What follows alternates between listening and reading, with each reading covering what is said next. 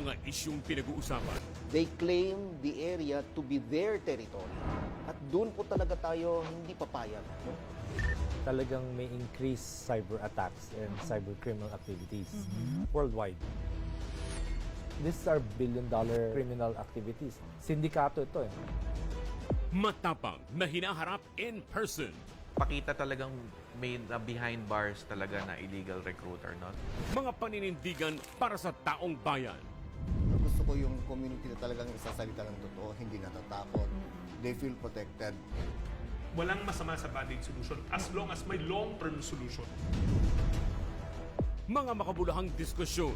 Nag-aaksaya ng panahon na naman, yung mga senador, mayroong signature gathering, pero wala pang petition. Pag walang petition, wala pang gathering. Yan ang samon ko sa kanila.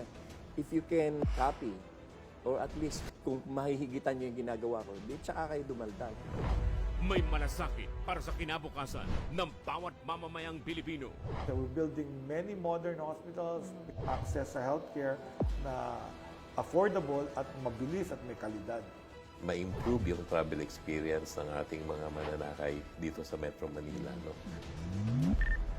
Yung science and technology will cause economic and social development for our people and our country.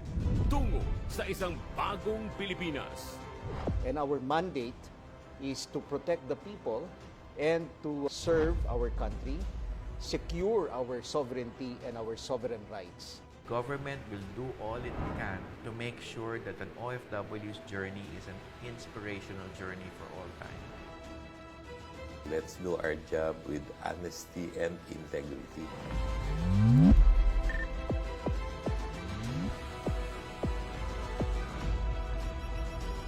In person, Biyernes alas 8 ng gabi.